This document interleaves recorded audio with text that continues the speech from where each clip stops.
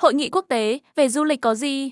Mới đây, Vân Anh cùng anh Lê Anh đã có vinh hạnh được dẫn dắt Hội nghị quốc tế về du lịch nông thôn lần thứ nhất của UN Tourism về du lịch nông thôn với sự tham dự của hơn 300 đại biểu đến từ 50 quốc gia trên toàn thế giới. And we want to extend our sincere thanks for our speakers, our panelists, moderators for their contributions.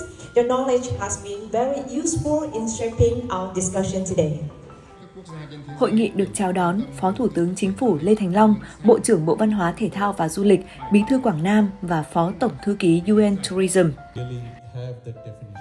Các diễn giả chia sẻ tại sự kiện cũng siêu xịn, đó là các bộ trưởng, đại sứ cũng như những KOL về ngành du lịch tại BBC hay là Meta và rất nhiều thông tin đã được trao đổi. Đó cũng là một ngày mà hai MC làm việc hết công suất, chào khách từ Good Morning đến Good Evening.